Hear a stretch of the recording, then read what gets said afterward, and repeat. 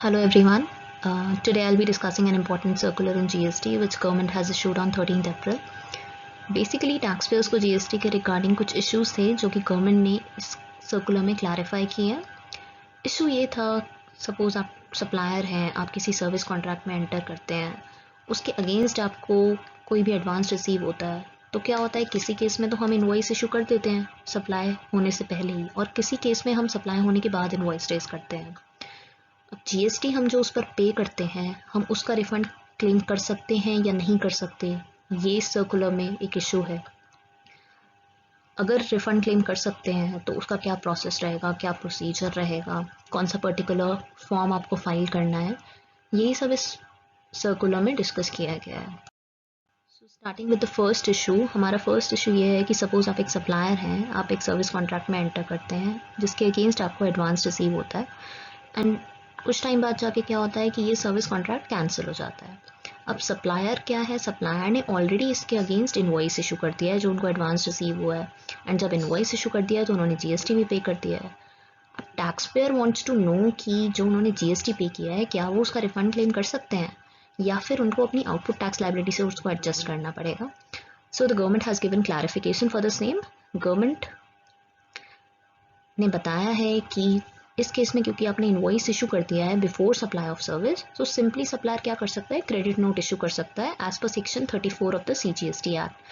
और उस credit note को आप जिस भी मंथ में इशू करेंगे उस मंथ की जीएसटी रिटर्न में आप उसकी सारी डिटेल्स डिक्लेयर कर देंगे, एंड सेपरेटली आपको कोई रिफंड के लिए अप्लाई करने की ज़रूरत नहीं है. बट ये आप तभी कर सकते हैं जब फ्यूचर में आपकी आउटपुट टैक्स लायबिलिटी होगी, मतलब फ्यूचर में आपका कोई भी सेल्स होगा जिसके अगेंस्ट आप क्रेडिट नोट को एडजस्ट कर सकें, तभी आप ये वाला ऑप्शन एक्सरसाइज कर सकते हैं.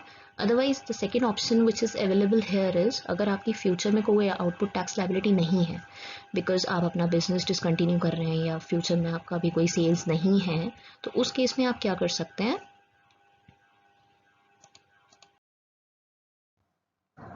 Form GST RFT 01 under the head excess payment of tax, इसमें आप अपना रिफंड क्लेम कर सकते हैं.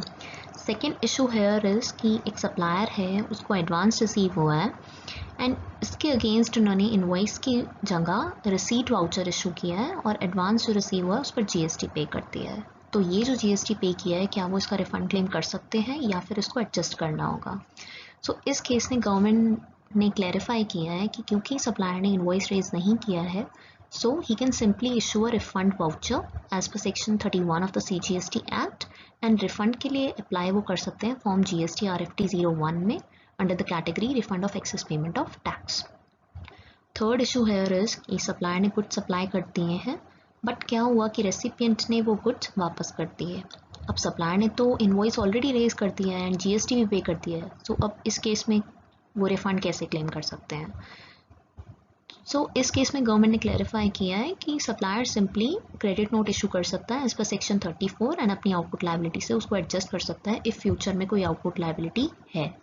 अगर नहीं है तो ही can simply file refund claim in form GST RFT 01 under the head excess payment of tax. Coming to the fourth point, fourth point में हमारा इशू जो है it is about LUT, letter of undertaking, जो कि हम exports के लिए furnish करते हैं. इस केस में इशू ये था कि अगर हमारा किसी भी टैक्स पेयर का LUT अगर 31 मार्च 20 को एक्सपायर हो रहा है तो क्या वो तब भी ज़ीरो रेटेड सप्लाई कर सकता है एंड IGST का रिफंड क्लेम कर सकता है, या फिर अलग से उनको IGST का पहले पेमेंट करना होगा एंड तब वो उसका रिफंड क्लेम कर सकते हैं. इस केस में गवर्नमेंट ने क्लैरिफाई किया है as per notification number 35. Government ने स्पेसिफाई किया था कि कोई भी GST लॉ में जो कंप्लायंसेस हैं regarding furnishing of any report, document, return, जिनका ड्यू डेट 20 मार्च से लेकर 29 जून के बीच में फॉल कर रहा है, उन सभी की ड्यू डेट एक्सटेंड होकर अब 30 जून हो गई है. राइट. LUT की भी अब कंप्लायंस डेट जो 31 मार्च को एक्सपायर हो रहा था वो अब 30 जून हो गई है. इस केस में आप कंटिन्यू कर सकते हैं उसी LUT के साथ, but for the financial year 2021 के लिए आपको LUT 30 जून 20 से पहले फाइल करना होगा एंड रेफरेंस नंबर आपको वही कोट करना है जो आपके पास 1920 के लिए ऑलरेडी अवेलेबल है अगर आपने फ्रेश LUT अभी तक अप्लाई नहीं किया है. एंड सिंपली इसके लिए आप फॉर्म GST RFT 11 यूज़ कर सकते हैं और अपना फॉर्म फाइल कर सकते हैं before 30th June. Then fifth point talks about GST TDS. GST में टीडीएस डिडक्ट करने की liability government departments and public sector undertakings पर है। तो इस केस में क्या होता है कि अगर आपने सप्लायर के साथ कोई भी कॉन्ट्रैक्ट में एंटर किया है जिसकी वैल्यू 2.5 लाख से ज़्यादा है, so you are liable to deduct GST TDS. And इस केस में आपको मंथली जीएसटीआर 7 फर्निश करनी होती है before 10th of every month. तो गवर्नमेंट ने जो ड्यू डेट्स का नोटिफिकेशन निकाला था उसमें ये क्लैरिफाइड नहीं था कि जीएसटीआर 7 की ड्यू डेट्स एक्सटेंड हुई हैं या नहीं। सो इस सर्कुलर में गवर्नमेंट ने ये भी क्लैरिफाई किया है, taking the reference of notification number 35। उन्होंने बोला है कि जो भी compliance dates under the GST law आपकी 20 मार्च से लेके 29 जून के बीच में फॉल कर रही हैं, उन सभी की ड्यू डेट्स एक्सटेंड होकर अब 30th जून हो गई है। सो अकॉर्डिंगली आपकी फॉर्म जीएसटीआर 7 जो आप मंथली फाइल करते हैं उसका ड्यू डेट भी अब 30th जून हो गया है। And also there is a relaxation in interest liability also. अगर आप अपने जो भी जीएसटी की पेमेंट्स ड्यू हैं वो 30th जून तक सारा कंप्लीट कर देते हैं तो आप पे कोई interest liability under section 50 charge नहीं होगी।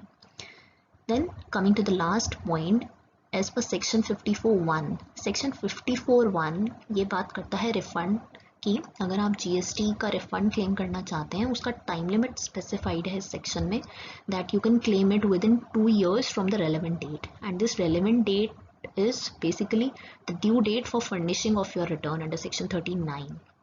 So अगर आपका ये जो एप्लीकेशन जो आप फाइल करना चाहते हैं रिफंड के लिए, सपोज उसका डेट अगर 31 मार्च 20 को एक्सपायर हो रहा है, तो इस केस में क्या करना होगा।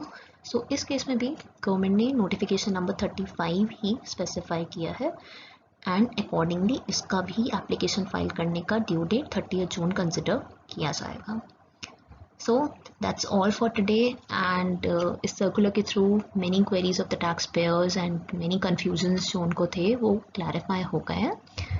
So share it with your friends and family, and thank you for watching my video.